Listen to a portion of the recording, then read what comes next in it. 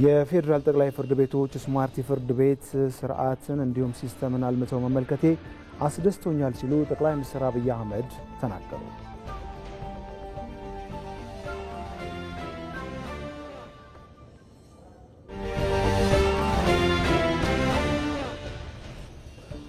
መንግስት የፍትህ ስርዓቱን ለማዘመንና ተደራሽ ለማድረግ በቁርጠኝነት እየሰራ ይገኛል ሲሉ የኢፌድሪ የህዝብ ተወካዮች ምክር ቤት አፈ ጉባኤ አቶ ታገሰ ጫፎ ተናገሩ።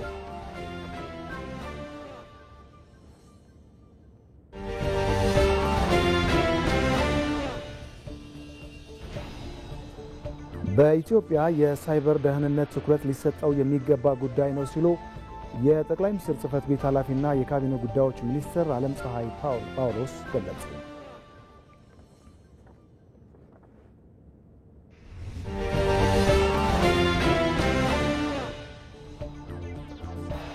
ተፈናቅለው የነበሩ በ10 ሺዎች የሚቆጠሩ ፍልስጤማውያን ወደ ጋዛ እየተመለሱ መሆናቸው ተገለጸ።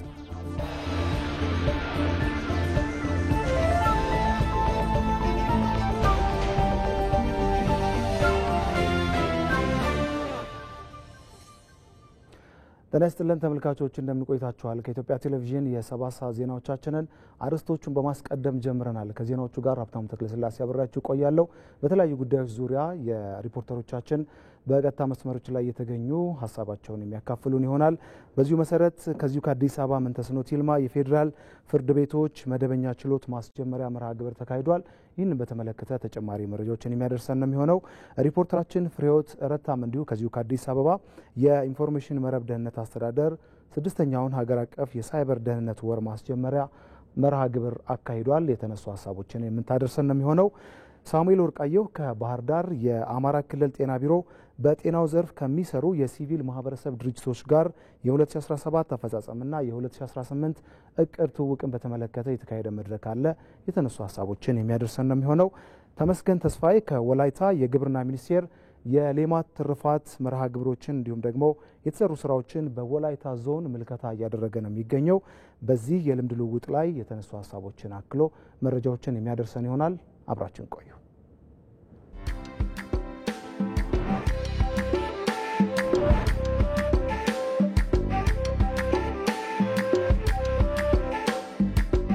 ቅድመ አክሱም የፑንት ስልጣኔ፣ የኩሽ ስልጣኔ፣ የኑቢያ ስልጣኔ ራሱ የአክሱም ስልጣኔ የነበረበት የዛጉዌ ስልጣኔ የነበረበት ሀገር አሁን ከዛ ያነሰ ስራ ሲሰራ ሲያይ ሌላ ባለቤት ፈላጊ እንጂ ይቻላል ብሎ አያስብም።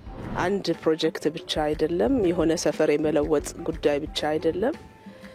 ኢትዮጵያ ነገ ዜጎቿ የሚኖራቸው ያኗኗር ዘይቤ ለውጥ ነው በዚህ አሻግሬ የማየው። አሁን ያዩዋቸው ቤቶች ንጹህ መሆናቸው ብቻ አይደለም፣ ሁሉም ነገር የተሟላባቸው መሆናቸው ብቻ አይደለም፣ በራስ አቅም በአካባቢ አቅም የተሰሩ መሆናቸው ነው። ከሁሉም በላይ ሌላ ሀገር ላይ ስንሄድ የምንመለከተው የምንቀናው ነገር ዛሬ በሀገራችን ተግባራዊ ሆኗልና ይሄ በጣም ትልቅ ስራ ነው ብለን ነው የምንወስደው። ቀለል ባለ መንገድ ከተማ ውስጥ ያለውን የኑሮ ዘይቤ ማምጣት የተቻለበት ነው። ይሄ አብነት ምን እንደሚሆን ካየን አቅሙ በየደረጃው አለ።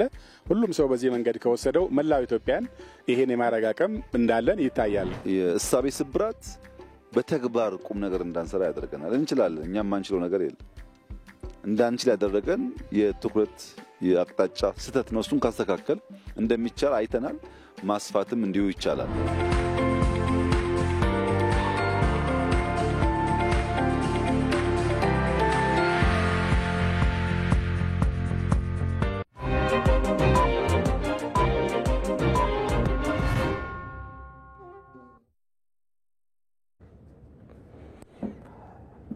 ወደ ዜናዎቻችን እናልፋለን። የፌዴራል ጠቅላይ ፍርድ ቤቶች ስማርት የፍርድ ቤት ስርዓት አልምተው መመልከቴ አስደስቶኛል ሲሉ ጠቅላይ ሚኒስትር አብይ አህመድ ተናገሩ። ጠቅላይ ሚኒስትሩ የፌዴራል ጠቅላይ ፍርድ ቤት የስራ ሂደትን ጎብኝተዋል። መግደላዊት ደረጀ ይህን በተመለከተ ተጨማሪ አላት።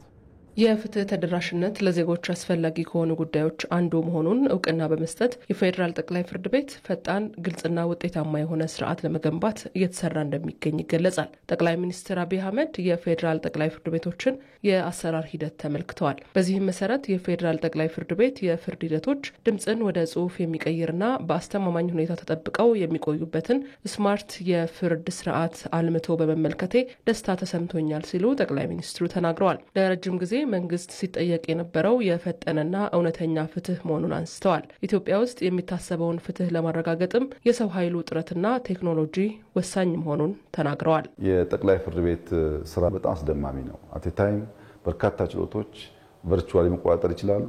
ይህንን ልምምድና ስርዓት ባላቸው ብራንቾች በሙሉ አዳርሰዋል። ከነሱም አልፎ ብዙ ክልሎች ይህንን መንገድ እንዲከተሉ እያደረጉ ነው። ከዚህ አንጻር የጠቅላይ ፍርድ ቤት ፕሬዝዳንት የተከበሩ አቶ ቴዎድሮስ ምህረቱ ሊመሰገኑ ይገባል። ስራ ሲጀምሩ የተነጋገርንባቸው ጉዳዮች አንዱ ይሄ ነው። ይሄንን በሚያስደንቅ መንገድ ለውጥ ማምጣት ችለዋል። በእርግጥ ቴክኖሎጂ የሚሰራው በሰው የሰው አእምሮ ካልተቀየረ ቴክኖሎጂ ብቻውን የምንፈልገውን ነገር አያመጣም። ሰው መቀየር፣ ቴክኖሎጂ መቀየር፣ የስራ አካባቢ መቀየር፣ ያ ሲደመር ደግሞ ፍትህን ማፍጠንና ማረጋገጥ ይጠይቃል። ለፍርድ ቤት በጣም ትልቅ ህንፃ ሰጥተናቸው ስራ ጀምረዋል።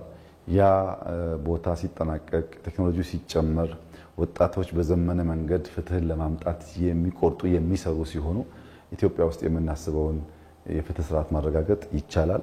ለረጅም ጊዜ መንግስት ሲጠየቅ የነበረው አንዱ ጉዳይ የፈጠነና ንጹህ ፍትህ ማግኘት እንፈልጋለን ነው። የተለያዩ ዘርፎችን በቴክኖሎጂ ለማዘመን በሚደረገው ስራ የሀገር ውስጥ አቅምን መጠቀም መቻሉንም ጠቅላይ ሚኒስትሩ ገልጸዋል። እንግዲህ ቴክኖሎጂውን እርሻውን ለማዘመን፣ ኢንዱስትሪውን ለማዘመን፣ ቱሪዝሙን ለማሳለጥ፣ ከተማ ውስጥ ያሉ ስራዎች ለማዘመን ከዚህ አልፈን ደግሞ ገቢ የምንሰበስብበት፣ ንግድ የምናሳልጥበት፣ ፍትህ የምናመጣበት አድርገን መጠቀም ጀምረናል። ከዚህ አንጻር አርቲፊሻል ኢንተለጀንስ ኤጀንሲ በጣም ከፍተኛ አስተዋጽኦ እያበረከተ ይገኛል። ኢንሳ ከፍተኛ አስተዋጽኦ እያበረከተ ይገኛል። ኢትዮ ቴሌኮም ከፍተኛ አስተዋጽኦ እያበረከተ ይገኛል። እነዚህ የመንግስት የዲጂታል ማሳለጫ አርም ሆነው ቴክኖሎጂን እየፈጠሩ እየሰሩ ይገኛሉ። ያየናቸው ሲስተሞች በሙሉ በእኛው ሰዎች የተሰሩ ናቸው። ይሄ ትልቅ ምርታ ነው። መሶብ የተሰራው በእኛ ነው። ዛሬ ያየነው ሲስተም የተሰራው በእኛ ነው። ይሄ ነገር እያደገና እየሰፋ ሲሄድ ዜጎች መጠቀም እየቻሉ ሲሄዱ በጣም በርካታ ነገር የሚያቃልል ይሆናል። ብልጽግና ማረጋገጥ ስናስብ በገንዘብ ክምችት ብቻ አይደለም፣ ሁለንተናዊ ነው።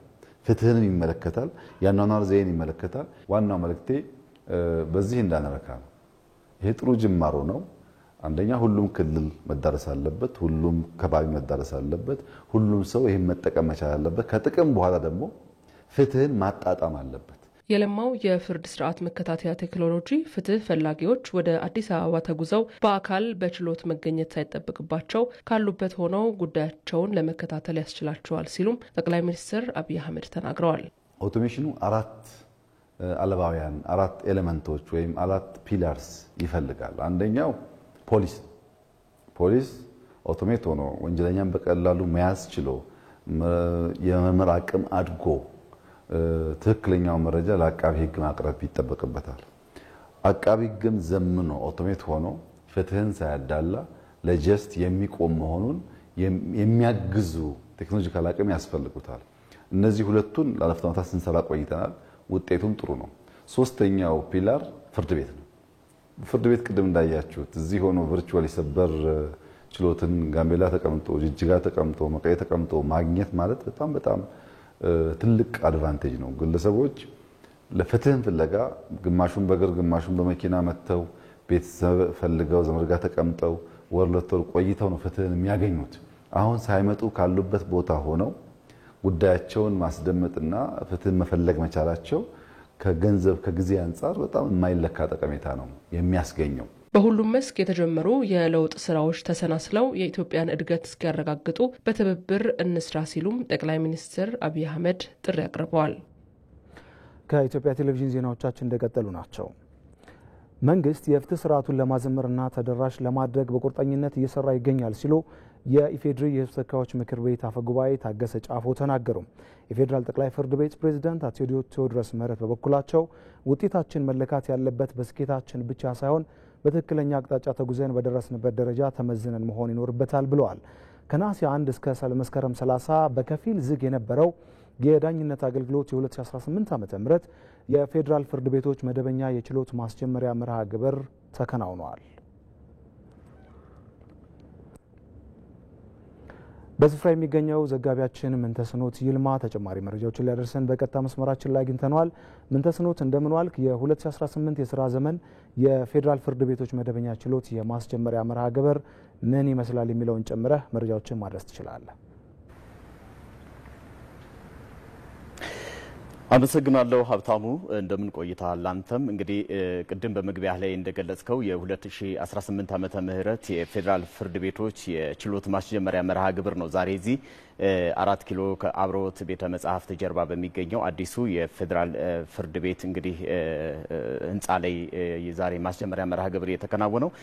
በዚህ መርሃ ግብር ላይ የተገኙት የኢፌዴሪ የህዝብ ተወካዮች ምክር ቤት አፈ ጉባኤ አቶ ታገሰ ጫፎ እንዳሉት መንግስት የፍትህ ስርዓቱን ለማዘመን በቁርጠኝነት እየሰራ ይገኛል ሲሉ ተናግረዋል። እንደዚሁም የፍትህ ስርዓቱ ነጻ፣ ገለልተኛ፣ ተአማኒና ተደራሽ እንዲሆንም እንደዚሁ በትኩረት መስራት ያስፈልጋል ሲሉ ነው የተናገሩት። እንግዲህ የፍትህ ስርዓቱ እርካታን በመለካት አገልግሎቱ ተጠቃሚዎች እንግዲህ ምን ያህል በፍትህ ስርዓቱ ረክተዋል፣ ምን ያህልስ ተደራሽ ነው የሚለውን በመለካት በየጊዜው ማሻሻያም ሊደረግበት እንደሚገባ ተናግረዋል። እንግዲህ አቶ ታገሰ ጫፎ ከዛም በተጨማሪ እንግዲህ የፍትህ ስርዓቱ ተአማኒ እንዲሆን፣ ተደራሽ እንዲሆን ሀገርና ህዝብን በማስቀደም የሚሰራ የተከበረ ሙያ እንደመሆኑ መጠን ይህንን በደንብ ተደራሽነቱ ላይ አበርክቶ በይበልጥ መስራት ይገባል ሲሉ ነው የተናገሩት። ከዛ በተጨማሪ የፌዴራል ፍርድ ቤት ፕሬዝዳንት እንግዲህ አቶ ቴዎድሮስ ምህረት በበኩላቸው በዚህ ውጤት መለካት ያለበት እሳቸው እንደሚሉት ውጤት መለካት ያለበት በስኬት ብቻ ሳይሆን በትክክለኛው አቅጣጫ ተጉዘን ባስመዘገብነው ነገር መሆን ይኖርበታል ሲሉ ተናግረዋል። ከዛም በተጨማሪ በ2017 ዓመተ ምህረት በአሰራርና በአገልግሎት አሰጣጥ ላይ በርካታ የሆኑ ስራዎች ተከናውነዋል ሲሉ አቶ ቴዎድሮስ ምህረት ተናግረዋል። በተለይ ቴክኖሎጂን በመጠቀም አሰራሩን በማዘመን ረገድ የተሰራው ስራ በጣም ሰፊና አመርቂ ነው ሲሉ ነው የተናገሩት። ተገልጋዮች ባሉበት ቦታ ሆነው አገልግሎት ማግኘት እንዲችሉ፣ ፍትህን ማግኘት እንዲችሉ ከተደራሽነት አንጻር በቴክኖሎጂ በማዘመን የተሰራው ስራ በርካታ ውጤት እያስመዘገበ መሆኑን ተናግረዋል። በግልጸኝነትና ተጠያቂነትንም በማስፈን ረገድ እንደዚሁ አመርቂ ስራዎች ተከናውነዋል። ባለፈው ዓመት ቀልጣፋና ጥራት ያለው አገልግሎትንም እንደዚሁ ተደራሽ በማድረግ ረገድ እንደዚሁ በርካታ ስራ ተከናውኗል። ይህንን አጠናክሮ መቀጠል ያስፈልጋል ሲሉ ነው በ2018 ዓመተ ምህረት በተጠናከረ መልኩ እንደሚቀጥል ተናግረዋል። ከነሐሴ 1 እስከ መስከረም 30 እንግዲህ በከፊል ዝግ ሆኖ የቆየው የፍርድ ቤት የአገልግሎት አሰጣጥ እንግዲህ ዛሬ በይፋ ነው የመክፈቻ ስነ ስርዓቱ ከፍተኛ የመንግስት የስራ ኃላፊዎችና ጥሪ የተደረገላቸው እንግዶች በታደሙበት እንግዲህ ተከናውኗል ማለት ይቻላል።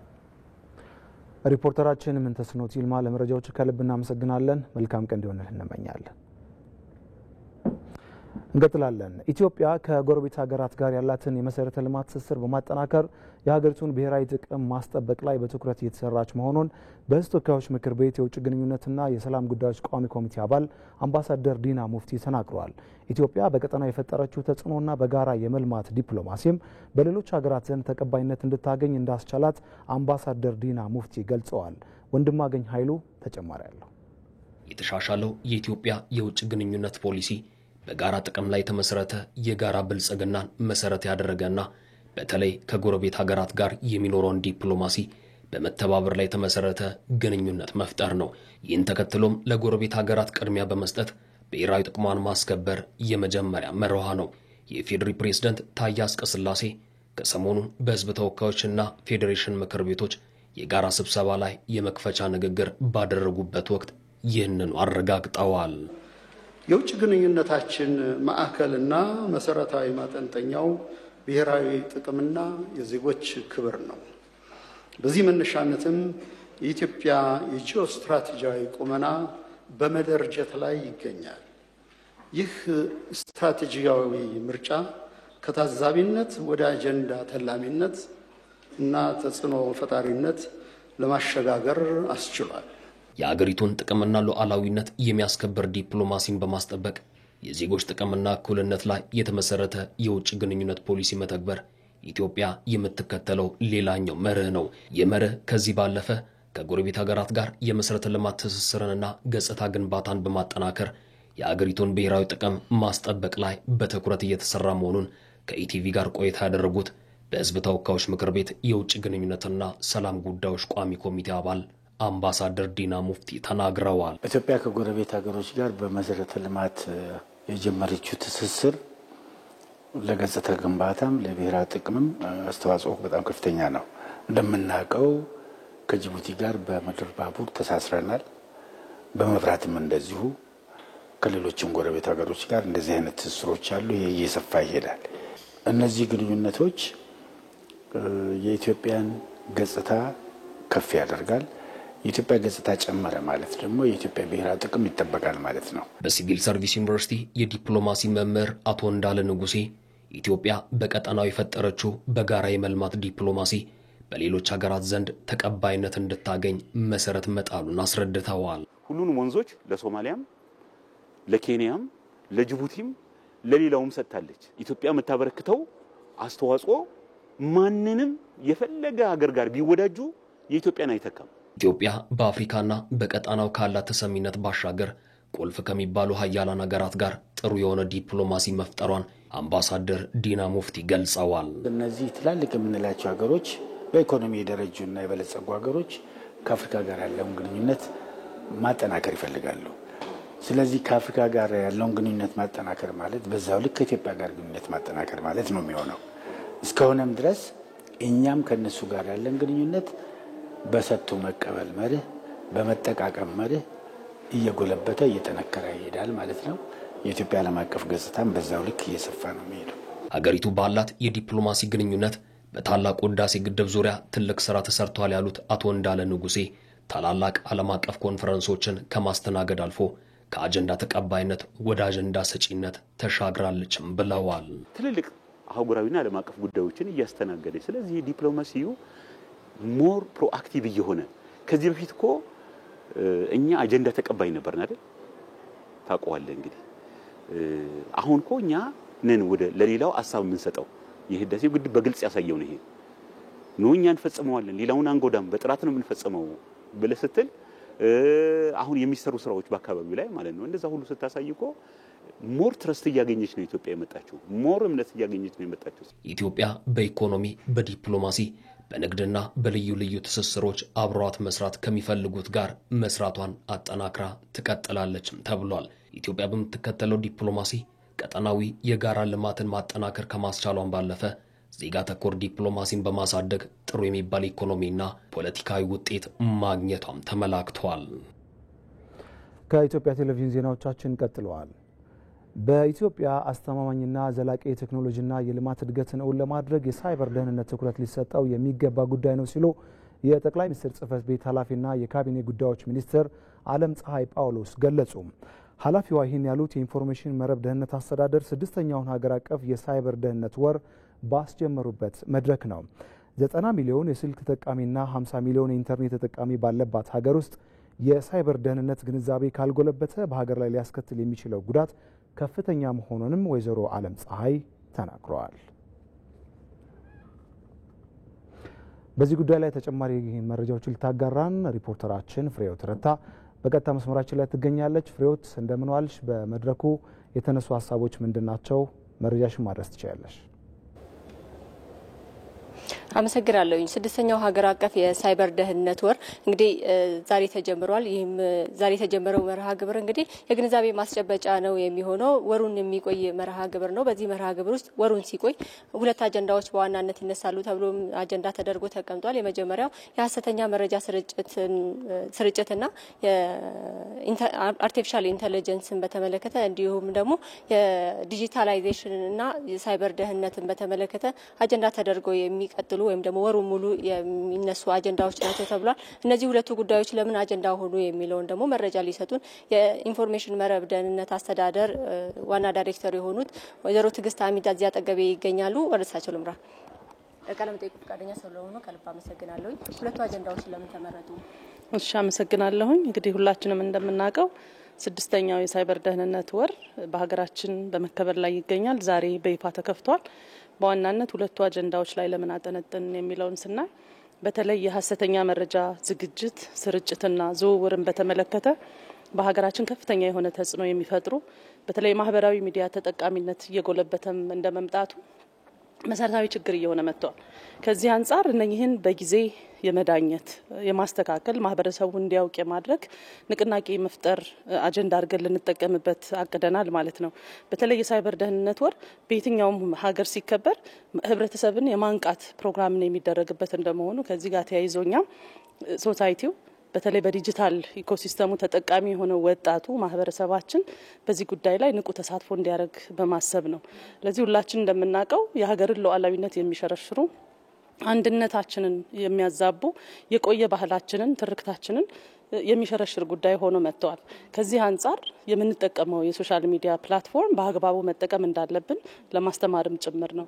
ስለዚህ በዚህ ቀን ዲጂታል ኢትዮጵያን 2025 አጠናቀን የዲጂታል 2030 እየጀመርን እንዳለን ሀገር በተለይ ዲጂታል ምህዳሩን ስንጠቀም በማወቅ በመጠንቀቅ እንዲሆን ሁሉም ማህበረሰባዊ ኃላፊነቱን እንዲወጣ በማሰብ ጥናታዊ ጽሁፎችን በማቅረብና በመወያየት ነው ማለት ነው።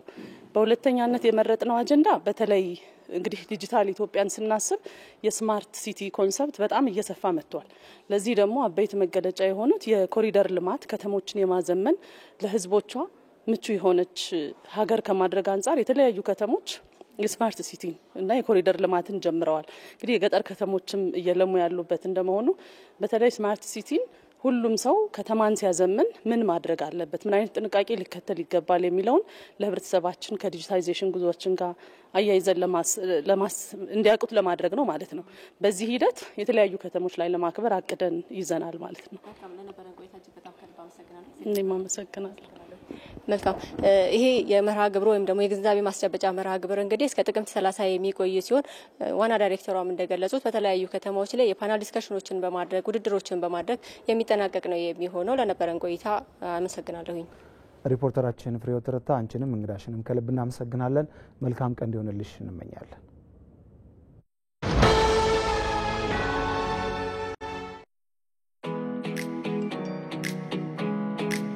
የቴክኖሎጂ ችሮታዎች ባደጉ ቁጥር ሰውን ለመጉዳት የሚጠቀሟቸውም ይበዛሉ። የዕለት ጉርሶንም ሆነ ለነገ ያሉትን አንጡራውን ከቀማኞች ለመታደግ ማስተዋልን ይሻል።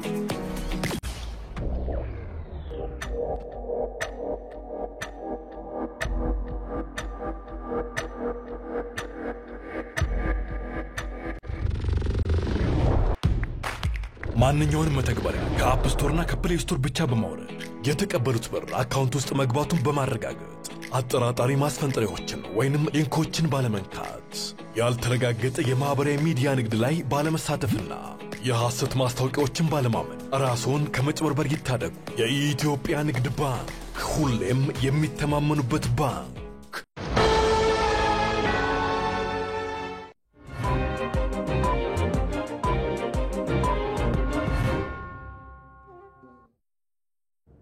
ዜናዎቻችን ቀጥለዋል።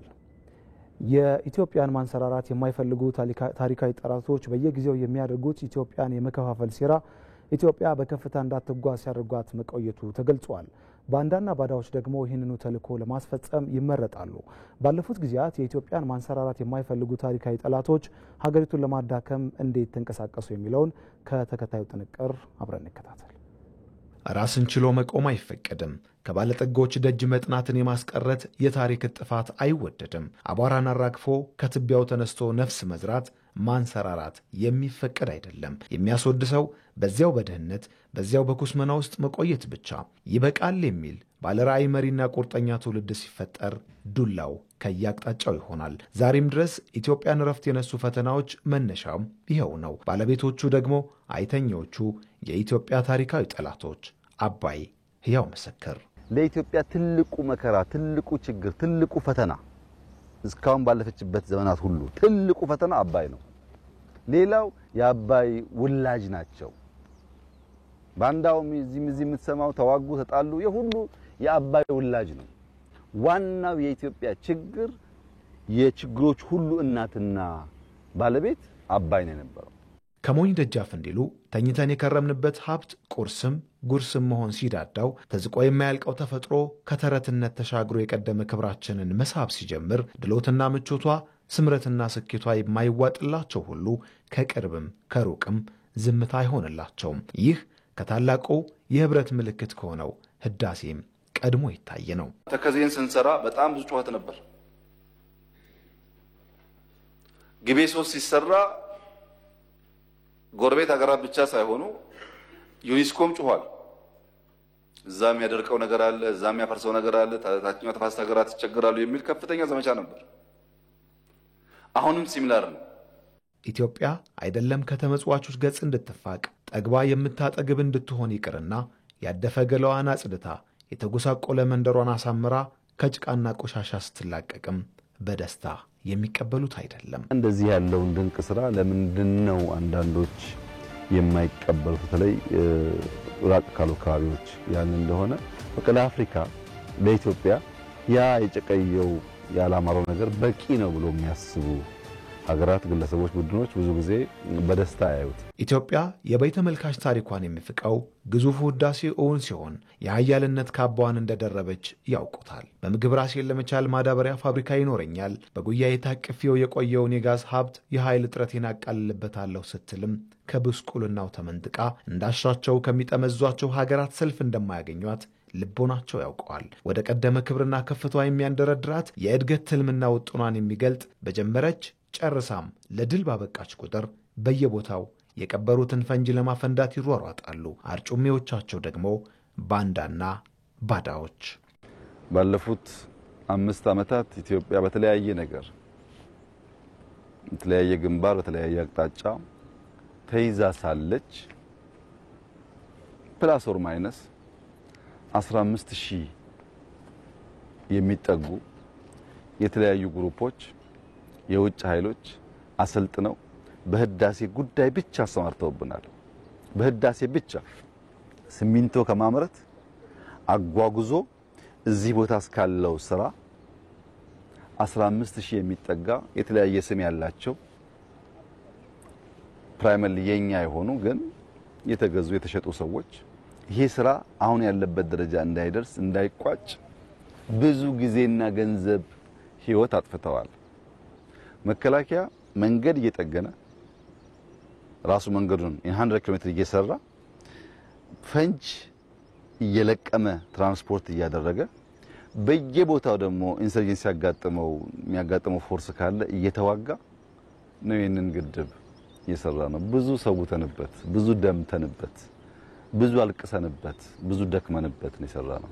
የኢትዮጵያ የብልጽግና ጉዞ እግር ተወርች ጠፍንገው ለያዙን ችግሮች እንደ ማስታገሻ የሚቆጠሩ መድኃኒቶችን ውጦ መተኛት ሳይሆን እንችላለንን ለቀሪው በሚያጋባ ከፍታ ኢትዮጵያን ካዘግቱ መንጥቆ የሚያወጣ እርምጃን ማዕከል የሚያደርግ ነው። ህዳሴን፣ ማዳበሪያን፣ ጋዝን፣ ግዙፍ አየር መንገድን፣ ሰላማዊ የኒውክሌር ኃይልን አሳክቶ የሚቆም ሳይሆን የተዘጋ በርን ከፍቶ ከዓለም ጋር መገናኘት ሁሉም በልኩ በሚጫወትበት ሜዳ ባለ ተጽዕኖ መሆንንም አጥብቆ የሚሻ ነው። ከቅርብም ከሩቁም ያሉ ታሪካዊ ጠላቶች ኢትዮጵያ ብቅ ባለች ቁጥር መኮርኮም፣ ተስፋ በፈነጠቀች ቁጥር ለመቅበር መነሳት የኖሩበት ልማዳቸው ነው። ባንዳና ባንዳዎችም በሁሉም ዘመን እንደታየው የተልእኮው አስኳል ናቸው። ታግለው ማሸነፍን የገለጠው ህዳሴ ተደምሮ ከመቆም ውጪ ምርጫ እንደሌለ አሳይቷል።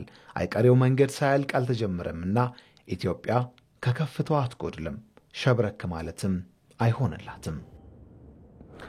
በአማራ ክልል በጤናው ዘርፍ የታቀደውን ግብ ከዳር በማድረስ የህብረተሰቡን ጤና ለማሻሻል በጤናው ዘርፍ የሚሰሩ የሲቪል ማህበረሰብ ድርጅቶች ሚና ከፍተኛ መሆኑ ተገልጿል። የአማራ ክልል ጤና ቢሮ በክልሉ በጤናው ዘርፍ ከሚሰሩ የሲቪል ማህበረሰብ ድርጅቶች ጋር በ2017 የተሰሩ ስራዎች ዓመታዊ አፈጻጸምና የ2018 ዓ.ም እቅድ ትውውቅ የምክክር መድረክ እያካሄደ ነው። በዚህ ጉዳይ ላይ ተጨማሪ መረጃዎችን ሊያደርሰን ባልደረባችን ሳሙኤል ወርቃየሁ በቀጥታ መስመራችን ላይ ይገኛል። ሳሙኤል እንደምን ዋልክ? በክልሉ በጤናው ዘርፍ የሚሰሩ የሲቪል ማህበረሰብ ድርጅቶች የማህበረሰቡን ጤና ለማሻሻል ምን ያክል አስተዋጽኦ እንዳበረከቱ ተገለጸ የሚለውን አክለህ መረጃዎችን ማድረስ ትችላለህ? አመሰግናለሁ። የአማራ ክልል ጤና ቢሮ በተለይ በክልሉ ከሚሰሩ በጤናው ዘርፍ ማለት ነው የተለያዩ የሲቪል ማህበረሰብ ድርጅቶች ጋራ የ2017 እቅድ አፈጻጸም እንዲሁም የ2018 እቅድ ትውውቅ ዙሪያ ውይይት እያካሄዱ ይገኛሉ። በዚሁ የውይይት መድረክ የአማራ ክልል ጤና ቢሮ ምክትል ኃላፊ አቶ መልካሙ ጌትነት በተለይ እንደ ክልሉ የማህበረሰቡን ጤና ለማሻሻል በርካታ ስራዎች እየተሰሩ እንደሚገኙ ገልጸዋል። በዚህም በሴቶችና በህፃናት የሞት ቅነሳ እንዲሁም በተላላ ተላላፊ በሽታዎችን በመቀነስ በኩል እንግዲህ ክልሉ የበኩሉን አስተዋጽኦ እያበረከተና ተጨባጭ ለውጦችም እየታዩ መሆናቸውን ነው እንግዲህ የገለጹት። እነዚህም በማድረግ በኩል ታዲያ መንግስት ከሚያከናውናቸው መደበኛ ስራዎች ባሻገርም የሲቪል ማህበረሰብ ድርጅቶችና አጋር ድርጅቶች ሚናቸው ከፍተኛ መሆኑን ነው እንግዲህ የገለጹት። በክልል ደረጃ በተለያዩ በጤናው ዘርፍ ማለት ነው የሚንቀሳቀሱና አስተዋጽኦ የሚያበረክቱ ወደ 91 የሚደርሱ የሲቪል ማህበረሰብ ድርጅቶች ስራዎችን እየሰሩ እንደሚገኙም ገልጸዋል ማለት ነው። ታዲያ የክልሉ መንግስት በተለይ የማህበረሰቡን ጤና በማሻሻል ረገድ ከሚያከናውናቸው ተግባራት መካከል በተለይ እነዚህ የሲቪል ማህበረሰብ ድርጅቶች ፖሊሶችና አዋጆችን በሀሳቦችን በማዋጣት በሌላ መልኩ ደግሞ ለጤናው ዘርፍ የሚውሉ ግብዓቶችን በማሟላትና የፋይናንስ ድጋፎችን በማድረግ ረገድ ሚናቸው ከፍተኛ መሆኑን ነው የገለጹት። ከዛ ባሻገርም በተለይ ክልሉ ከአቀደው የ25 ዓመት አሻጋሪና የልማት እቅድ አኳያም አንዱ የጤናው ዘርፍ መሆኑን ነው እንግዲህ የገለጹት።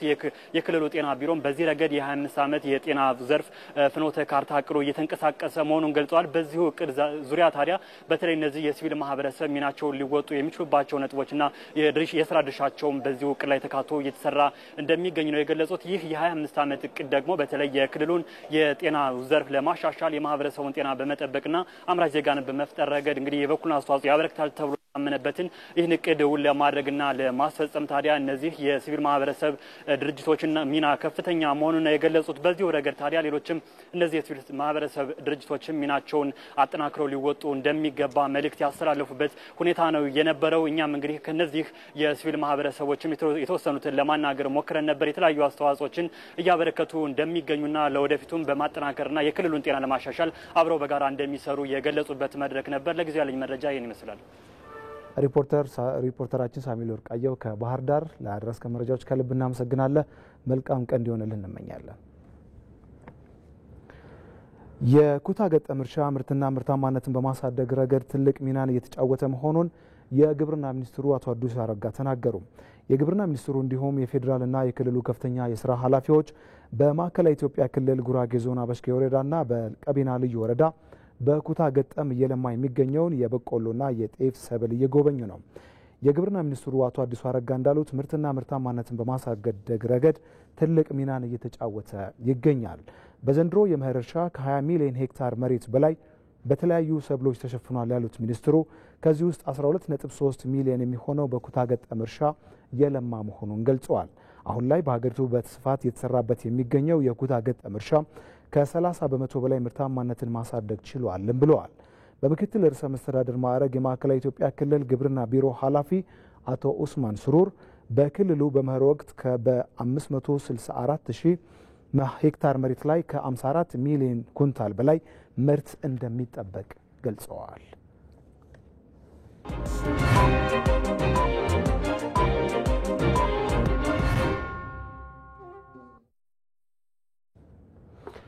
የወተት ልማት ስራን ከመኖ ልማት ጋር አስተሳስረው የተገበሩ አርሶ አደሮች ኢኮኖሚያዊ ተጠቃሚነታቸው እየተረጋገጠ መምጣቱን የግብርና ሚኒስቴር አስታውቋል።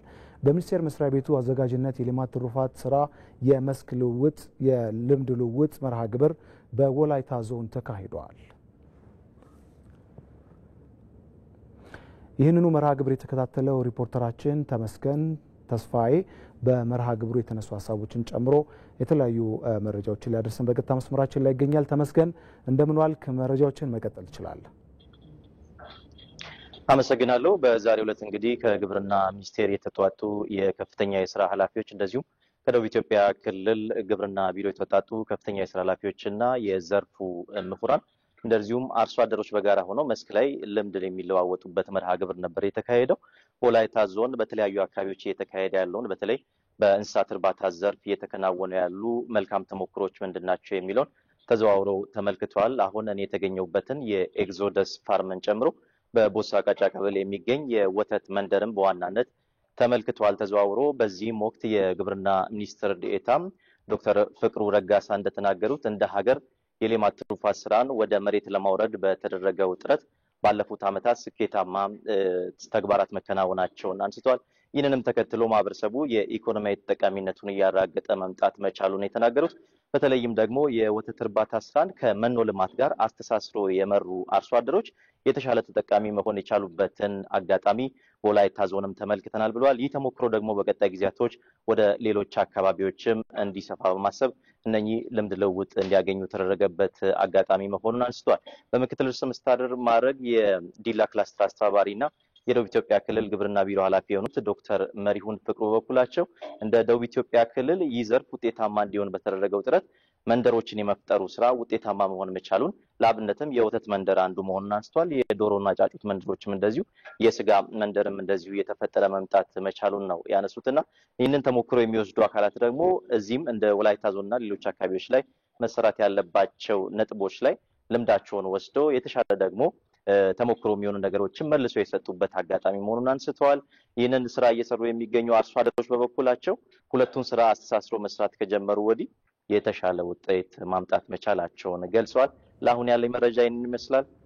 አመሰግናለሁ። ተመስገን፣ ለመረጃዎች ከልብ እናመሰግናለን። መልካም ቀን እንዲሆንልህ እንመኛለን።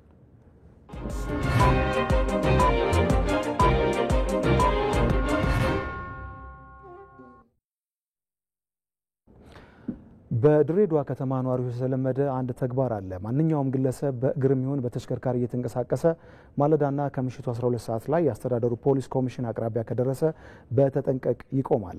ይህ ልማድ ታዲያ ያለ አንዳች አስገዳጅ ምክንያት ከውዴታና ከፍላጎት የመነጨ ሲሆን ለአንድ ደቂቃ ከ40 ሰከንድ ገደማ በዚህ ስፍራ ላይ የተገኙ ነዋሪዎች በተጠንቀቅ ይቆማሉ።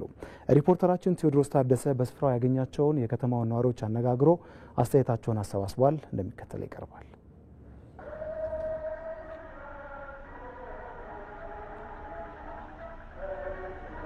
ሰው ቆሞ ለካያ የሀገር ፍቅር ስሜት አለ የሚል እንትን ይሰማኛል እና ትልቅ ክብር አለው።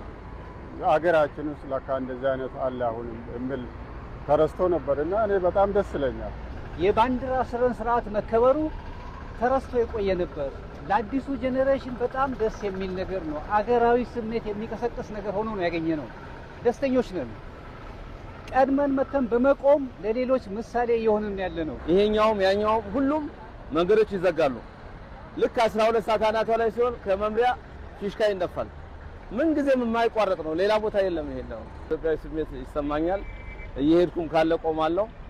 ያው በጣም ደስ የሚል ነው። እንደ ባንዲራ ጧት ሲወጣና ማታ ሲሆን እነዚህ ተራ አስከባሪዎች እነዚህ ትራፊክ አህዶች እዚህ ይቆማሉ፣ ተሽከርካሪዎች ይቆማሉ፣ እግረኛ ይቆማል። በስነ ስርዓት ባንዲራ ይወጣል፣ በስነ ስርዓት ባንዲራ ይወርዳል። የዚህ ጊዜ ብሔራዊ መዝሙር ይዘመራል። ባንዲራ ማለት ደግሞ ይሄ መቼም ለማንም ግልጽ ነው። ባንዲራ ማለት የኛ መለያችን ምልክታችን ነው። ባንዲራ ማለት ለአንድ ሀገር ልዩ ምልክቱ ማለት ነው እና የኛ ብሔራዊ ባንዲራ ደግሞ አረንጓዴ፣ ቢጫ፣ ቀይ ነው። ይሄ ደግሞ በብሔራዊ መዝሙር ታጅቦ ሲወጣና ሲወርድ ብዙ በስነ ስርዓት ቆሞ ሲያስተናግድ ይሄንን በብዛት አይቻለሁ፣ ተመልክቻለሁ። እኔም እከውነዋለሁ ይሄንን ስመጣና ሲሄድ ማለት ደስ የሚል የሀገር ፍቅር ስሜት ነው እኔ የሚሰማኝና ሰንደቅ ዓላማ ማለት የሀገር ፍቅር ስሜት መለያችን፣ ኢትዮጵያ ባንዲራ ማለት መለያችን፣ የሀገር ፍቅር ስሜት የምንገልጽበት አርማችን ነው ማለት ነው።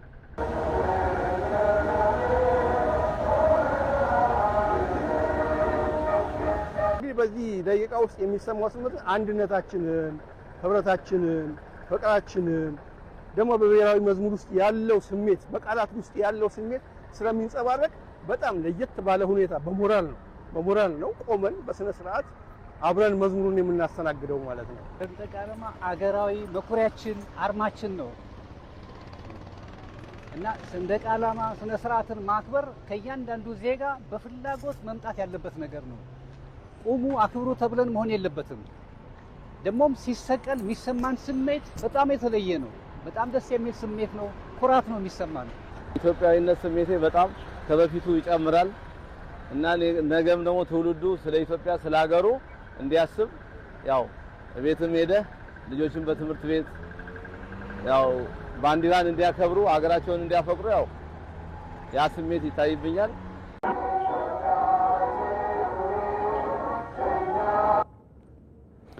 በጠዋቱ የቅዳሜ መልክ ፕሮግራማችን እንግዳ የነበሩት መሐመድ ካሳ ለበርካታ ሀገራት ጭምር የነጻነት ምሳሌ ሆነው የኢትዮጵያ ሰንደቅ ዓላማ ለኢትዮጵያን የኩራት ምንጭ ነው ብለዋል። አፍሪካ ውስጥ በርካታ ሀገራት ከ9 በላይ ሀገራት በፈቃድ በውዴታ የአፍሪካ ቀለም አርገናል። ካሪቢያን አካባቢ፣ ላቲን አሜሪካ አካባቢ በፈቃድ በፈቃድ የነጻነት ምሳሌ ያረጉታል፣ የሰላም ምሳሌ ያረጉታል፣ የአንድነት የመሰባሰብ ምሳሌ ስለሆነ ይሄ የኔ ሰንደቅ ዓላማ ብለህ ዓለም ላይ የምትኮራበት ብትገልጸው ብዙ ሰው የሚያውቀው ከለር የሚያውቀው ቀለም የሚያውቀው ምልክት ነው የኢትዮጵያ ሰንደቅ ዓላማ። ስለዚህ ኢትዮጵያውያን በሰንደቃችን የምንኮራ ህዝቦች ነን ብንል መታበይ አይደለም። በመጨረሻም ከውጭ ተፈናቅለው የነበሩ በ10 ሺዎች የሚቆጠሩ ፍልስጤማውያን ወደ ጋዛ እየተመለሱ መሆናቸው ተገልጿል። በእስራኤልና ሐማስ ተኩስ አቁም ስምምነት መደረጉን ተከትሎ እስራኤል በከፊል ከሐማስ ድንበር መውጣቷን ተከትሎ ዜጎች ወደ ሀገራቸው እየተመለሱ እንደሚገኙ ተገልጿል። ፍልስጤማውያን በሰሜናዊ ጋዛ ወደሚገኙ የፈራረሱና እንዳልነበሩ የሆኑ ከተሞች መመለሳቸው ቀጥለዋል። ይህንን ተከትሎም በጋዛ የሚገኙ እስራኤል ምርኮኞች ሰኞ እንደሚለቀቁ የአሜሪካው ፕሬዚደንት ዶናልድ ትራምፕ ተናግረዋል። በእስራኤል ጋዛ ጦርነት ከ67200 በላይ ሰዎች ሲሞቱ በመቶ ሺዎች የሚቆጠሩት ደግሞ ለጉዳት ተዳርገዋል።